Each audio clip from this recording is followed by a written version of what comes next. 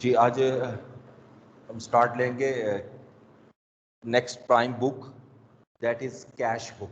तो सबसे अहम बुक है कैश बुक।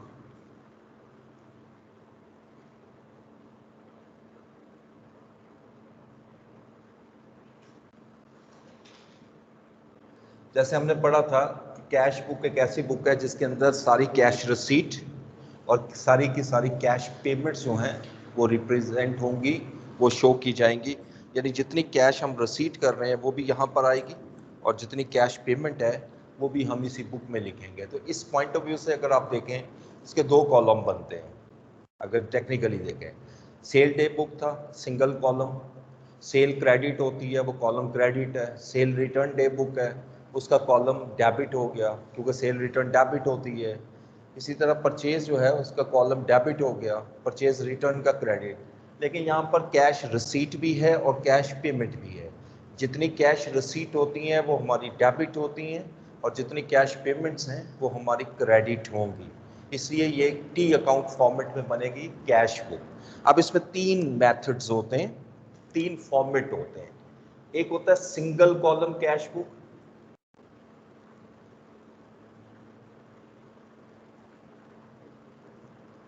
सेकंड होता है टू कॉलम कैश बुक और थर्ड होता है थ्री कॉलम कैश बुक।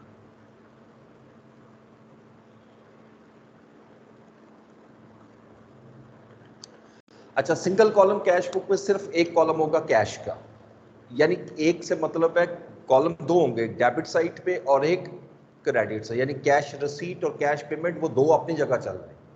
यानी किसी भी एक साइड की बात करूं, अगर मैं रिसीट साइड की बात करूं तो एक कॉलम होगा और वो होगा कैश का। टू कॉलम कैश बुक में दूसरा कॉलम ऐड हो जाता है बैंक का, यानी कैश का रिकॉर्ड अलग होता है, बैंक का रिकॉर्ड अलग होता है, लेकिन बुक एक ही होती है जिसको हम नाम देते हैं कैश बुक। तीसरा फिर डिस्काउंट्स भी उसमें ऐड किए जाते हैं, discount received and discount allowed. तो मैं अक्सर ये तीसरी बुक पढ़ाता होता हूँ और तीसरी पढ़ाऊंगा तो पहली दो खुद ही कवर हो जाएंगी। ठीक है, तो इसलिए तीसरी बुक में चूंकि उसी में वो कॉलम आ रहे होते हैं, अगर टू कॉलम एग्जाम में आ जाए तो आप एक कॉलम खत्म कर दें डिस्काउंट वाला। अगर सिंगल कॉलम आ जाए जो कि पॉसिबल नहीं है, अगर सिंगल कॉलम आ जाए तो बैंक का कॉलम भी खत्म कर दें। ठीक है, तो इसमें अब फॉर्मेट पहले डिस्कस कर लेते हैं। What is the format? Debit side पे पहला आएगा डेट, सेकंड डिस्क्रिप्शन या पर्टिकुलर्स, कोई भी नाम लिख दो,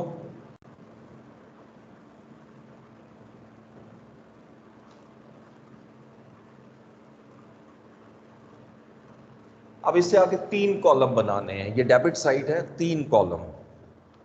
पहला कॉलम डिस्काउंट, ये थ्री कॉलम कैश बुक का फॉर्मेट बना रहा हूं। डिस्काउंट अलाउड, डेबिट साइड पे जो आएगा वो डिस्काउंट अलाउड होगा, पहला कॉलम। दूसरा कॉलम कैश,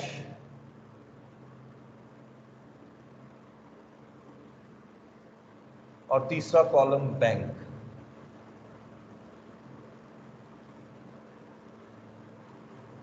ये असल में इस मुनासबत से इसको, इस वजह से हम इसको थ्री कॉलम कहते हैं, 1 2 एंड 3। ये अभी जो मैंने आपके सामने साइड लिखी है ये डेबिट साइड है, इसको हम रिसीट साइड भी कहते हैं। यानी जितना कैश रिसीव होगा वो मैं डेबिट साइड पे रिकग्नाइज करूंगा। इसी तरीके से क्रेडिट साइड पे सेम इसी को कॉपी कर लेंगे, डेट,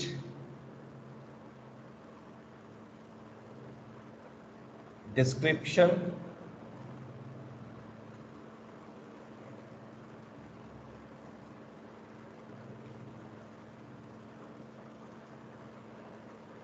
डिस्काउंट रिसीव्ड,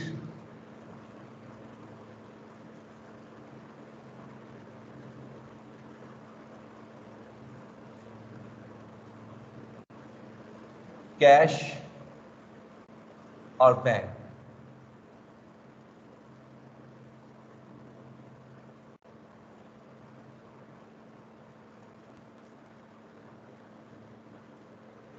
ठीक है जी, ये हमारी साइड जो है यहां तक डेबिट, और ये क्रेडिट। इस साइड को हम कहते हैं रसीद साइड।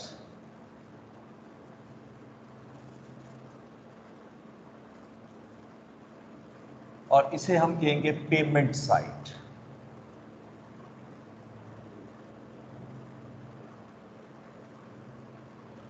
ठीक है जी। अब जब भी मुझे कैश रिसीव होगा, चाहे वो कैश की फॉर्म में हो या चेक की फॉर्म में हो, यानी बैंक में मेरा डिपॉजिट हो, दोनों सूरतों में हम डेबिट साइड पे लिखेंगे।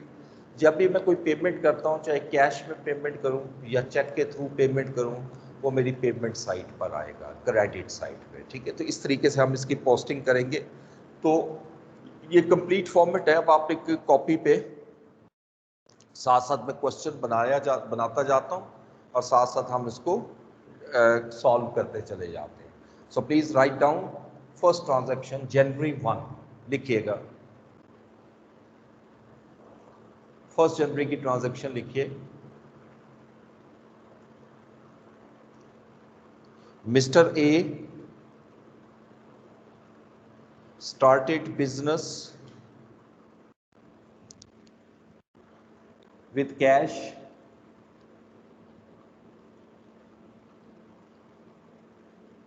rupees 90,000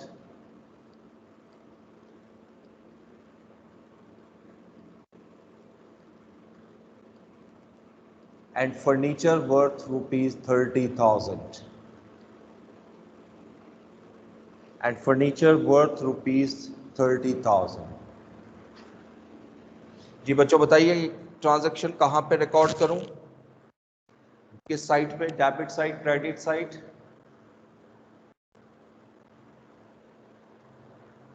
sir debit side. जी डेबिट साइड पे। अब चूंकि ये मेरी रिसीट साइड है तो मैं डेबिट साइड पे आता हूं और लिखता हूं जनवरी 1।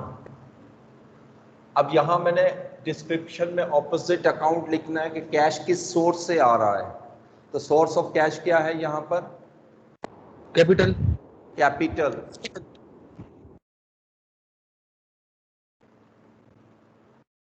अच्छा, अमाउंट किस कॉलम में लूंगा? कैश कॉलम में। कैश कॉलम में। और कितनी अमाउंट? 90,000। जी 90,000। अच्छा, अब इसमें मैंने जानबूझ के एक ट्रांजैक्शन में ऐड किया था फर्नीचर भी।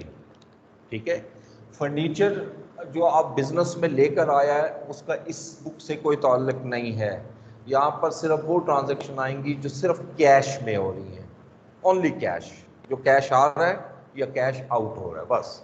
अब वो जो फर्नीचर वाली ट्रांजैक्शन है वो फिर किस बुक में जानी चाहिए? Any student? सर जर्नल में। जी बिल्कुल, वो जाएगी जनरल जर्नल में। उसकी रीज़न क्या है? ना वो परचेज है, ना वो सेल्स है, ना वो पेटी कैश बुक है, ना कैश बुक है। तो फिर बचती कौन सी है?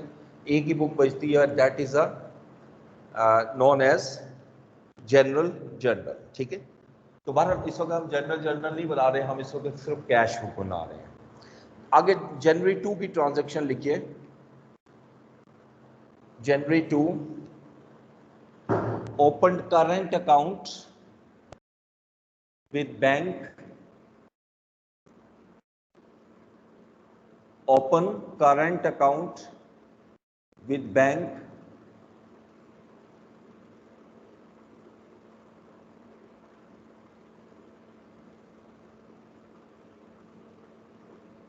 at rupees 50,000, at rupees 50,000।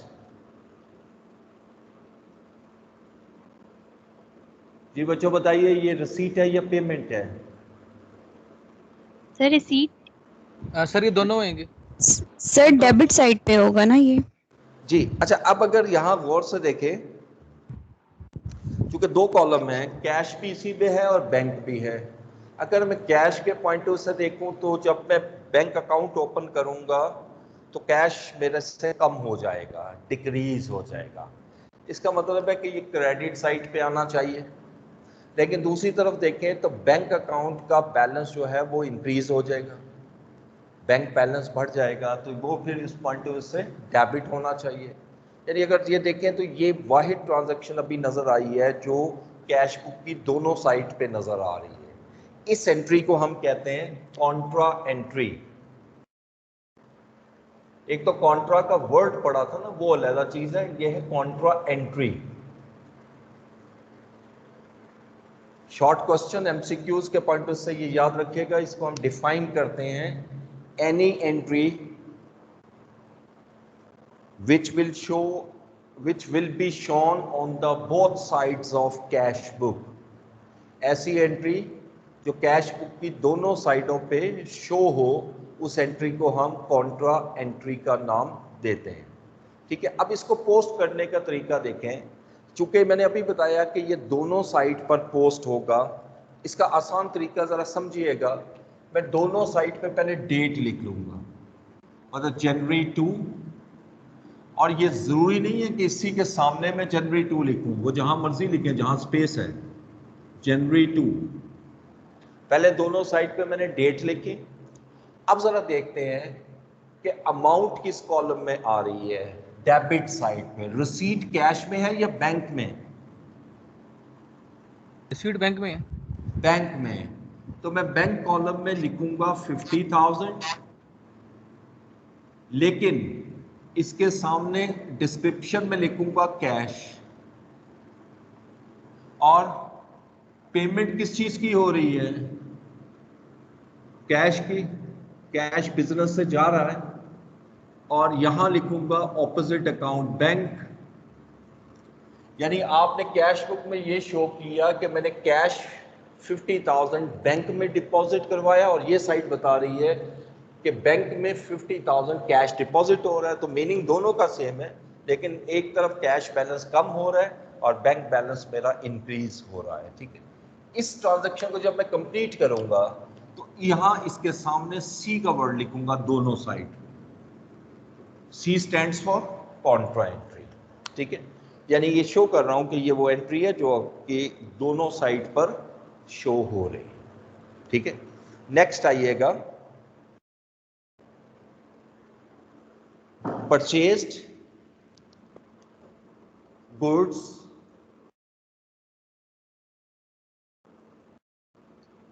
worth rupees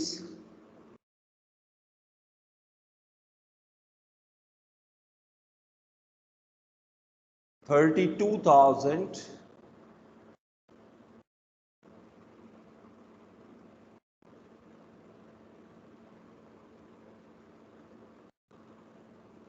half of the amount was paid in cash,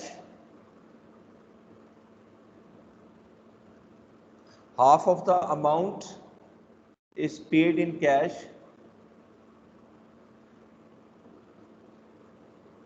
and balance by check, and balance by check। अब यहां पर आपने गुड्स परचेज की हैं 32,000 की, और उसकी पेमेंट आधी आपने कैश में की है, हाफ पेमेंट आपने इसको चेक के थ्रू की है। बताइए ये किस साइट पे आएगा? Sir payment side. जी, ये पेमेंट साइट पे आएगा। तो मैं पेमेंट साइट पे लिख देता हूं जनवरी 3, और ऑब्वियसली मैं परचेज कर रहा हूं, ऑपोजिट अकाउंट परचेज आएगा। तो बताइए अमाउंट कहां पे लूं? सर 16 बैंक में, सर 16 कैश में। जी, 16,000 कैश में और 16,000 बैंक कॉलम में, क्योंकि 16,000 आप कैश में पे कर रहे हो और 16,000 आप चेक के थ्रू पे कर रहे हो। अली दादा माइक ऑफ रखो आप। सर ये कैमरा ऊपर करे, बर्ड शो नहीं हो रहा। क्या नहीं शो हो रहा? बर्ड शो नहीं हो रहा कंप्लीटली।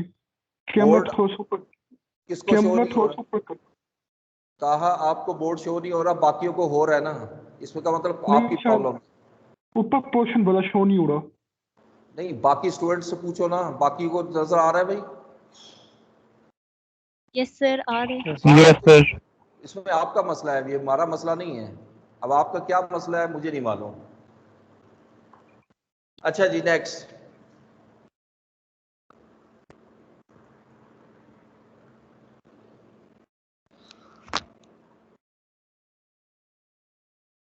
लिखिए,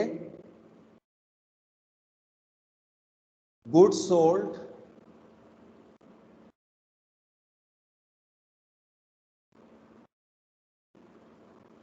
to customer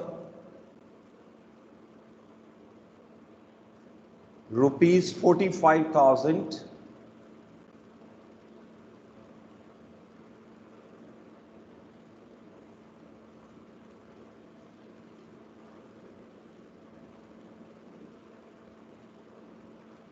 and rupees 30,000 is received in cash.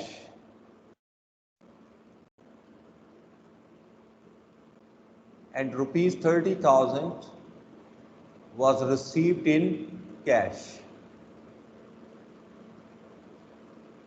जी बताइएगा ये ट्रांजैक्शन किस साइट पे आएगी, रिसीट और पेमेंट? रिसिप्ट पे आएगी सर। रिसीट। रिसीट साइट पे, ठीक है। जनवरी 4 ऑपोजिट अकाउंट सेल्स अमाउंट कितनी आएगी और किस कॉलम में आएंगे? Sir 30,000 cash. कैश। कैश में कितना आएगा? 30,000 और बाकी 15,000 कहां पे जाएगा? Bank. Sir receipt. Sir receivables है। रिसीवेबल वो आपका सेल्स डे बुक में ट्रांसफर होगा क्योंकि वो क्रेडिट सेल्स है, ठीक है। बैंक में तो तब आएगा ना जब आपने कोई चेक पेमेंट ली है, चेक तो कोई नहीं लिया ना, इस वजह से वहां पर तो नहीं आएगा। नेक्स्ट ट्रांजैक्शन लिखिएगा जनवरी 5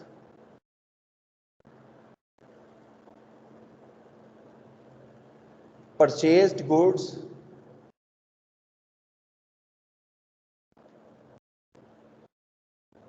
from Malik Traders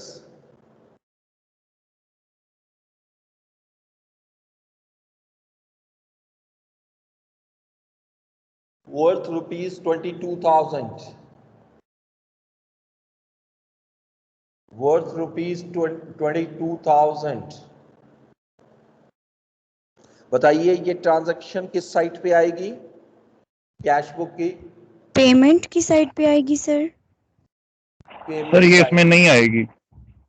सर ये परचेज डे बुक में कह रहे हो, ये इसका इस बुक से कोई ताल्लुक नहीं है, ये तो क्रेडिट परचेज है। और ये याद रखना एग्जामिनर दरमियान में 2 एंट्रीज अक्सर देता है जो इस बुक से ताल्लुक नहीं रखती। ये परचेज डे बुक की एंट्री है, उसने कंफ्यूज करने के लिए आपको यहाँ पर दे दी। इस एंट्री का कोई ताल्लुक नहीं है, ये नहीं आएगी यहाँ पर, ठीक है जी। अब इससे आगे चलिएगा नेक्स्ट में जनवरी 6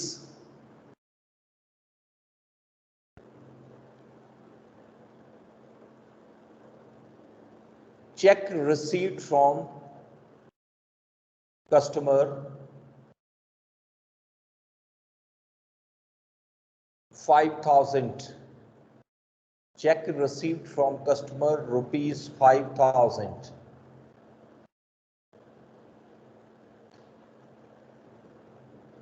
जी किस साइड पे लाऊं? Sir receipt side.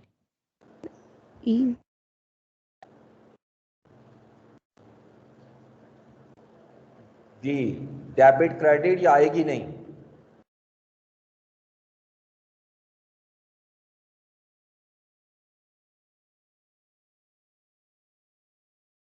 Check receipt from customer.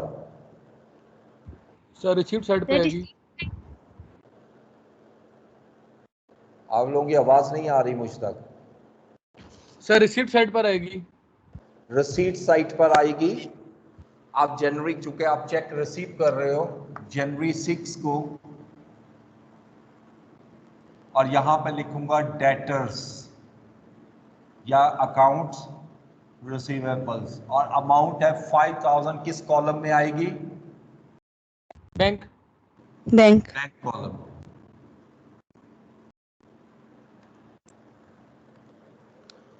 Excuse me sir.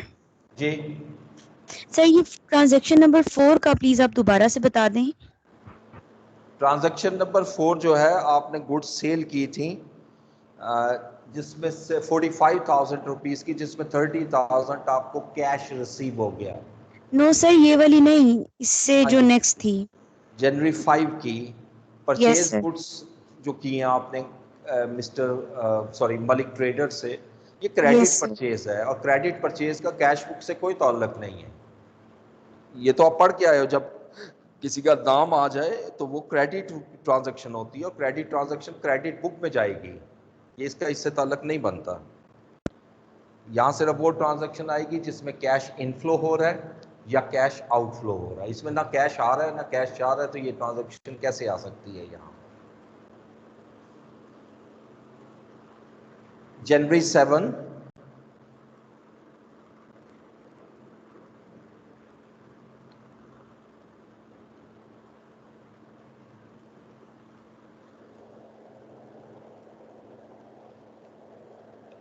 received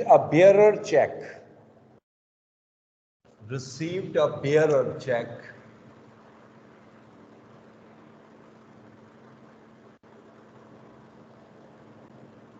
from customer rupees 3,000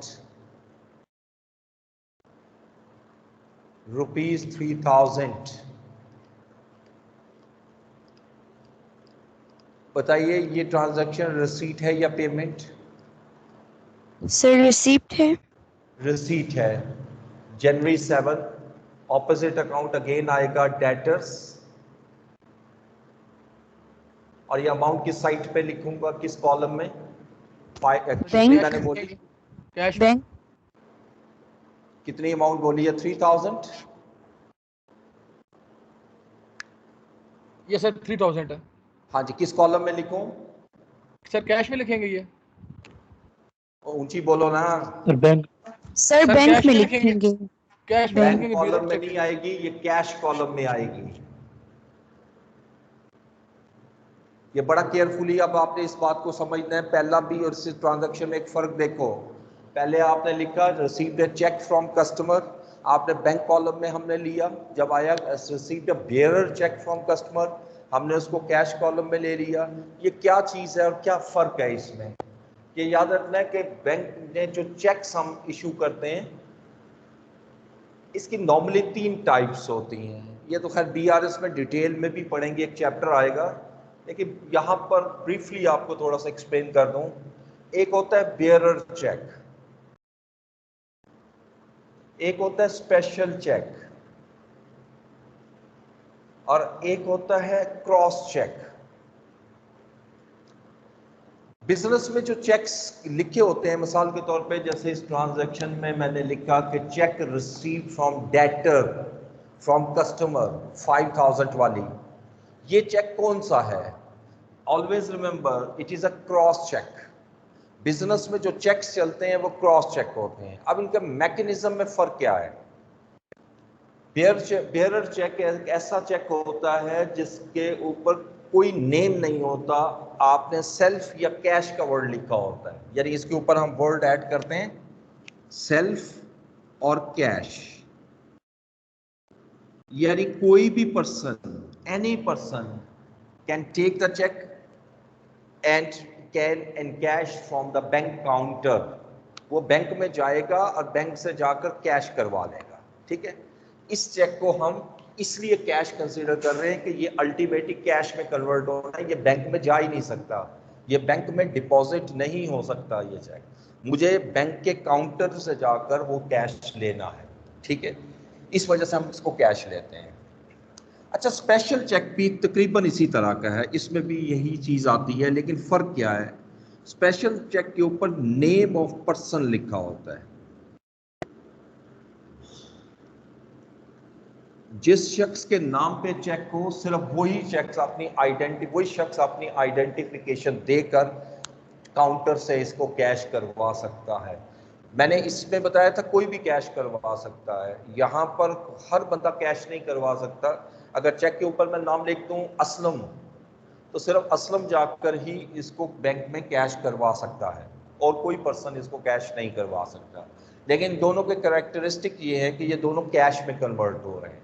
ठीक है, यानी ये भी कैश में कन्वर्ट हो रहा है और ये भी कैश में। इस वजह से अगर कहीं पर आ जाए रिसीव्ड अ बेयरर चेक या रिसीव्ड अ स्पेशल चेक, तो आपने अमाउंट हमेशा कैश कॉलम में लिखनी है।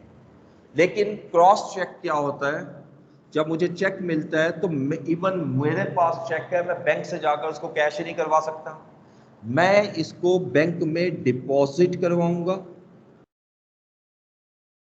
जब मैं बैंक में डिपॉजिट करवा दूंगा तो वो अकाउंट में ये जो रकम है वो मेरे अकाउंट में आ जाएगी, उसके बाद जैसे मर्जी यूज करो वो फिर मेरी रकम हो जाएगी। ठीक है, तो ये बैंक में बकायदा डिपॉजिट होती है, ये डिपॉजिट नहीं होता, ये कैश में आप इसको लेते हो। इस वजह से जब भी पेयरर चेक का वर्ड आ जाए तो आपने इसको कैश लेना है, स्पेशल चेक का वर्ड आ जाए तो आपने कैश लेना है। लेकिन अगर सिर्फ चेक लिखा हो तो वो क्रॉस चेक होता है, और क्रॉस चेक हमेशा बैंक कॉलम में ही हम इसको शो करेंगे। ठीक है, अगली ट्रांजैक्शन लिखें जनवरी 8,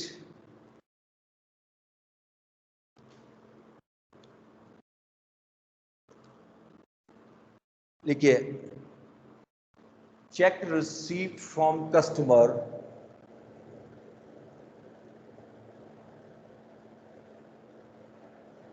₹5,000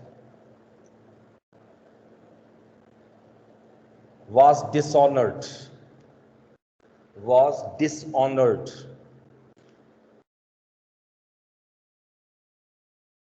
जी बताइए ये रिसीट है या पेमेंट है?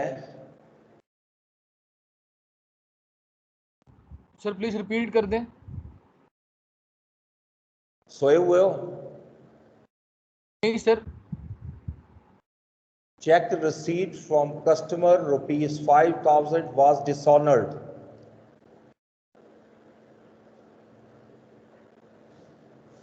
सर ये पेमेंट होगा। करेंगे तो पहले ये रिसिप्ट साइड पे पेमेंट आएगा, होगा लेकिन सर जब ये। वो डिसऑनर हो जाएगा तो फिर हम उसको क्रेडिट भी कर देंगे। जी बिल्कुल, ये असल में पेमेंट साइड पे आएगा, लेकिन ये याद रखिएगा ये कोई पेमेंट नहीं है, ये रिवर्सल है। ये जो चेक हमने बैंक में जमा करवाया था, दिस वन, ये मैं टिक लगा रहा हूँ 5,000 का, ये हमने जब बैंक में जमा कराया तो हमने एंट्री कर ली, लेकिन बैंक ने इसको क्लियर नहीं किया, यानी डिसऑनर हो गया चेक। अब डिसऑनर की कई रीजन हो सकती हैं, वो भी बीआरएस के चैप्टर में पढ़ेंगे। इवन पेपर में उसने एक दफा पूछा था कि give 10 examples of dishonour cheques, 10 example पूछी थी कि कब चेक डिसऑनर हो सकता है, लेकिन वो इस चैप्टर से रिलेट नहीं करता। वो हमारा एक चैप्टर आएगा बैंक रिकंसिलिएशन स्टेटमेंट, वहां पे हम उसको पढ़ेंगे। ठीक है, तो डिसऑनर जब भी होता चेक तो रिवर्स कर देते हैं। जब चेक रिसीव हुआ था तो वो डेबिट किया था, अब जब ये डिसऑनर हो रहा है तो हम इसको क्रेडिट करेंगे। ठीक है, तो क्रेडिट करेंगे। अब यहाँ पर जनवरी 8 को ऑपोजिट अकाउंट डेटर्स लिखेंगे और अमाउंट आएगी बैंक कॉलम में 5,000।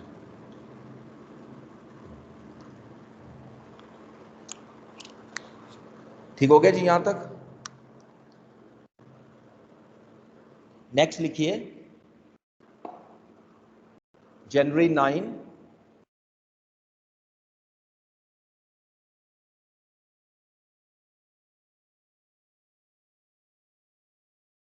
Cash of ₹12,000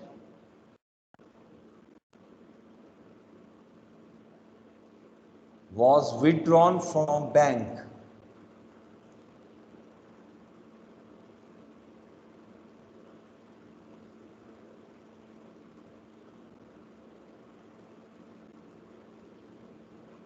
Cash of ₹12,000 was withdrawn from bank। जी बताइए ये किस साइड पे आएगी कैश बुक के? सर ये कॉन्ट्रा एंट्री। पर ये भी कॉन्ट्रा एंट्री होगी जी, ये कॉन्ट्रा एंट्री है। 2 कॉन्ट्रा एंट्री होती हैं, एक पहले कर चुके हैं जब बैंक में कैश जमा करवाते हैं, ये दूसरी कॉन्ट्रा एंट्री है जब हम बैंक से कैश निकलवा रहे हैं। तो ये चूंकि दोनों साइड पे आनी है तो मैं पहले जनवरी 9 दोनों साइड पे लिख देता हूं, जैसा मैंने आपको बताया था। ठीक है, अब आप बताओ कि जो रसीट है वो कैश के पॉइंट ऑफ व्यू से या बैंक के पॉइंट ऑफ व्यू से? और बोलिए। बैंक कैश के पॉइंट ऑफ व्यू से है। कैश, सर कैश कैश आ रहा है ना मेरे पास, बैंक से जब निकलवाऊंगा तो कैश आ रहा है, तो कैश कॉलम में लिखा और इसके सामने लिख दूंगा बैंक, और बैंक से मेरा बैलेंस निकल रहा है तो बैंक कॉलम में 12,000 लिखूंगा यहाँ पर, और इसके सामने लिखूंगा कैश। ये याद रखना है, पेपर के पॉइंट ऑफ व्यू से दो कॉन्ट्रा एंट्री होती हैं, एक cash receipt, cash deposited into the bank, और एक cash receipt from the bank. ये दो कॉन्ट्रा एंट्री आपकी हो सकती हैं, ठीक है। इसे नेक्स्ट लिखिएगा, पेड ऑफिस एक्सपेंसेस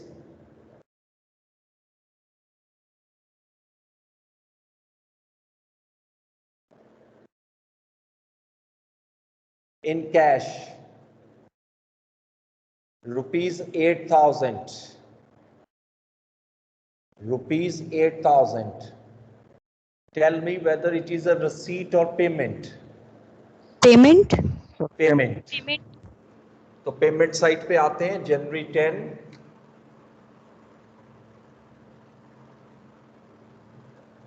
अब ऑपोजिट अकाउंट आप लिखोगे ऑफिस एक्सपेंसेस,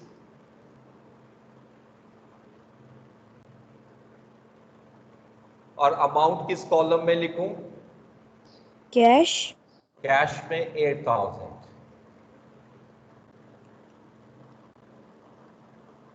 अब नेक्स्ट लिखिएगा, लिखेंगे cheque of rupees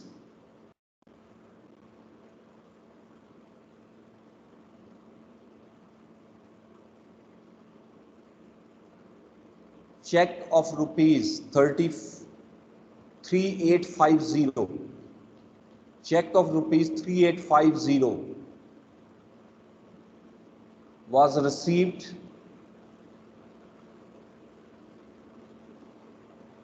from customer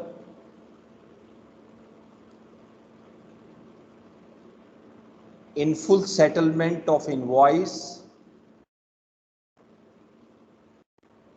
in full settlement of invoice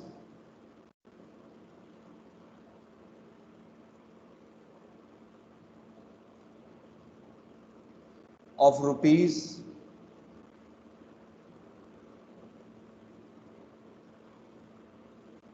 4,000.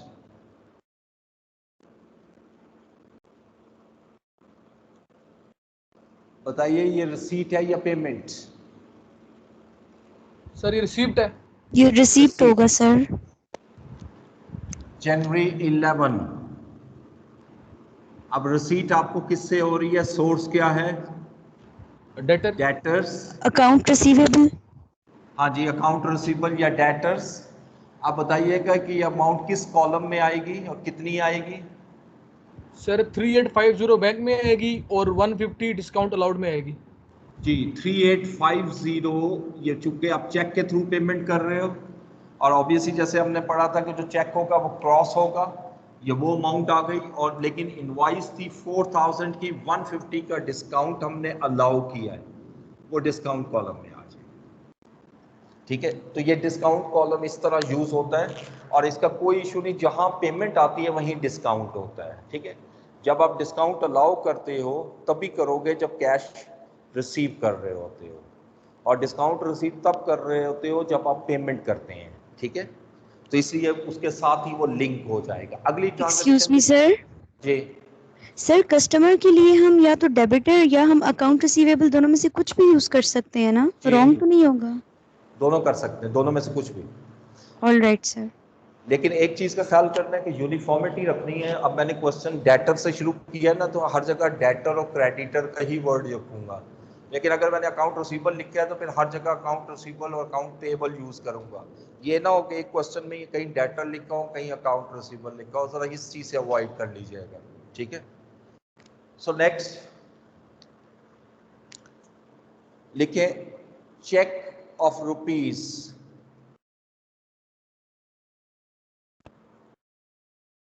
9700 was paid to supplier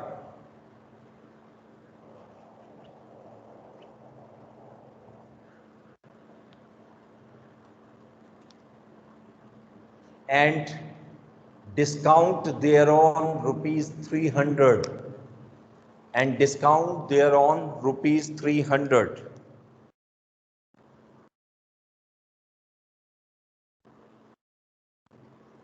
जी बताइएगा ये किस साइट पे आएगा? सर पेमेंट में आएगा। Payment site. गुड। अब जनवरी 12 ऑपोजिट अकाउंट, अब मैं क्रेडिटर्स का लिखूंगा, जैसे मैंने कहा मैं डेटर्स लिख रहा हूं तो उसके साथ यूनिफॉर्मिटी रखनी है, तो डेटर और क्रेडिटर। और अगर मैंने अकाउंट रिसीवेबल लिखा है तो बेहतर है अकाउंट्स पेएबल लिखूंगा, ठीक है। अच्छा, अब क्रेडिटर्स है, अमाउंट कितनी है और किस कॉलम में आएगी?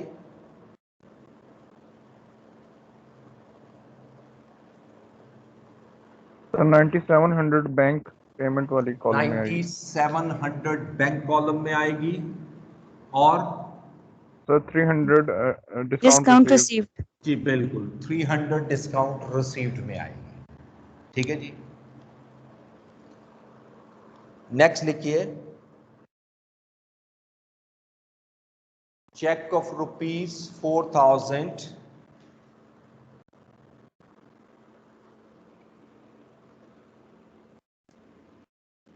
was withdrawn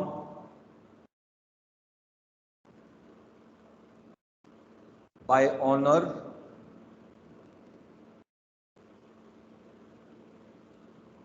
for personal use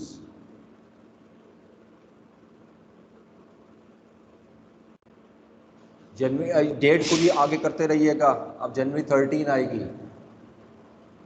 check of rupees 4000, यही बोली थी ना मैंने, cheque of Yes, rupees sir. 4000 was withdrawn by owner for personal use. बताइए ये रिसीट आएगी या पेमेंट? सर ये कॉन्ट्रा होगी ना? बैंक में कॉन्ट्रा। अच्छा, ये कॉन्ट्रा सर, ये ट्रांजैक्शन बैंक नहीं में है, आएगी पेमेंट में ड्राइंग से। सर ये ये पेमेंट में पेमेंट ड्राइंग है। है। कॉन्ट्रा ट्रांजैक्शन तब होती जब कैश बिजनेस में आता, ये कैश बैंक से निकल रहा है और पर्सन जो ऑनर है उसकी पर्सनल पॉकेट में जा रहा है। This is something known as drawings. ये ड्राइंग्स है और ये पेमेंट है।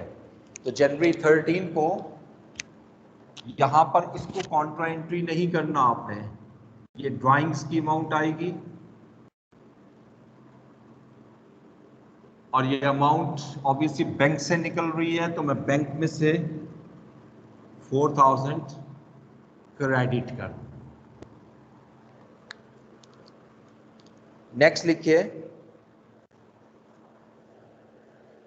Paid salaries for the month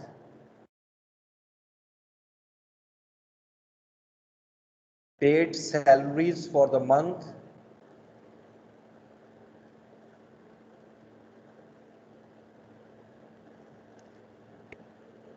rupees 22,000 by check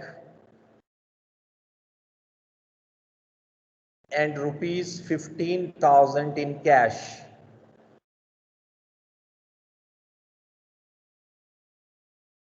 बताइए इस ट्रांजैक्शन को किस साइट पे लिखूं, रिसीट और पेमेंट? पेमेंट साइट पे। पेमेंट साइट पे। तो जनवरी 14 ऑपोजिट अकाउंट सैलरीज, और किस कॉलम में अमाउंट आएगी?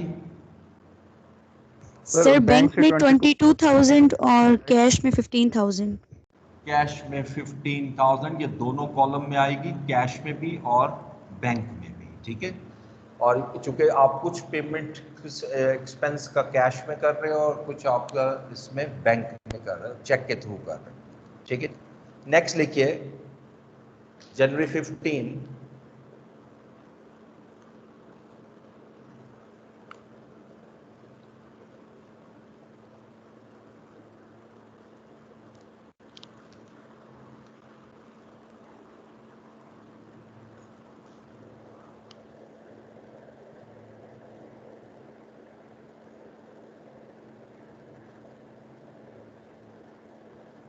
utility expenses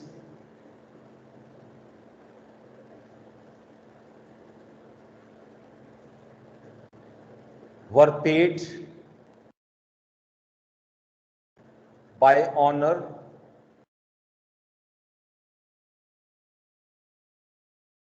from his pocket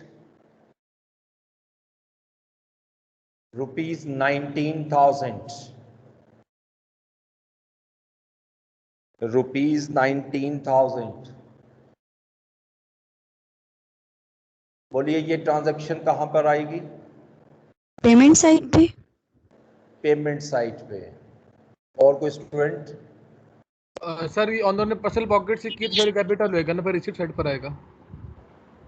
किस बुक में आएगा? सर ये इसी में कहना utility expenses was paid from owner from his personal pocket. तो सर ये कहना सर ये जनरल जर्नल में आएगा. क्या कहानियां सुना रहे हो यार? मैं सीधा सा सवाल कर रहा हूं, मुझे ये बताओ कि अगर आप कह रहे हो कि इस बुक में नहीं आएगी तो फिर कहां जाएगी? सर इसी बुक में जनरल जर्नल रिसीट साइड पर आएगा. पहले तो ये डिसाइड करो कि इस बुक में आएगी या नहीं आएगी. सर आएगी. इसमें नहीं आएगी. नहीं आएगी तो फिर किस बुक में जाएगी?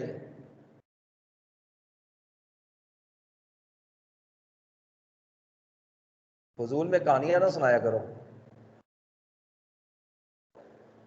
देखो ये कस्टमर जो बिजनेस का एक्सपेंस है और पे कर रहा है ऑनर अपनी पॉकेट से, ये जनरल में जाएगी.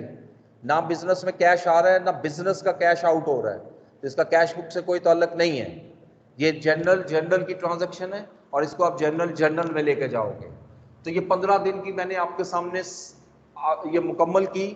जिस वक्त ये हमारा टाइम ड्यूरेशन कंप्लीट होता है, चाहे वो मंथ हो या जैसे मैं 15 दिन के बाद क्लोज करता हूं, तो आप इसकी क्लोजिंग देखें कैसे करना है. बैलेंसिंग. बैलेंसिंग आपने करनी है कैश कॉलम की. ये रेड कलर से कर रहा हूं जरा प्रोमिनेंट रे. कैश की हमेशा डेबिट साइड ज्यादा होगी क्योंकि ये एसेट है. 90 + 30 120 और 15 135,000. जिस तरह लेजर बैलेंस करते हो यही 135,000 यहां ले आइएगा, जो कि यकीनन इसका टोटल 135 नहीं बन रहा. अब इसको टोटल करें तो 50 और 66 74 और 15 89,000. तो कितना बैलेंस आ रहा है?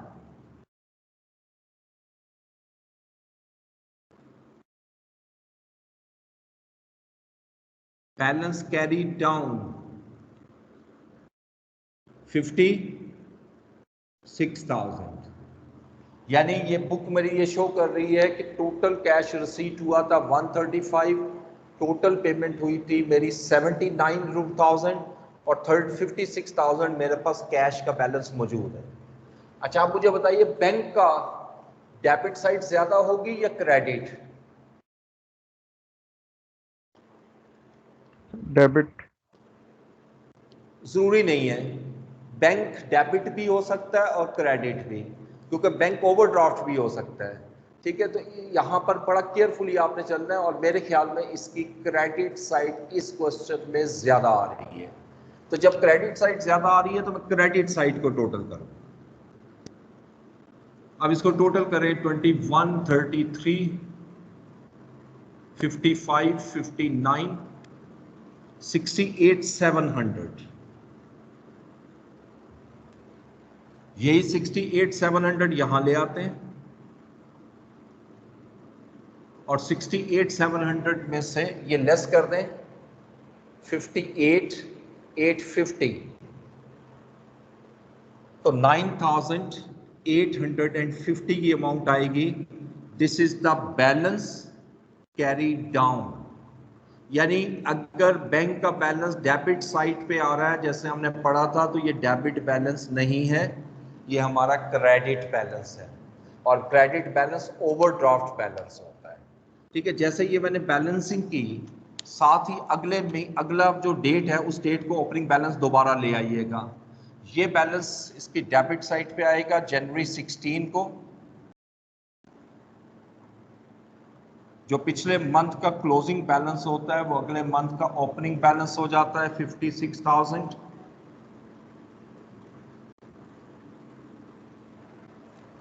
और यहां पर 16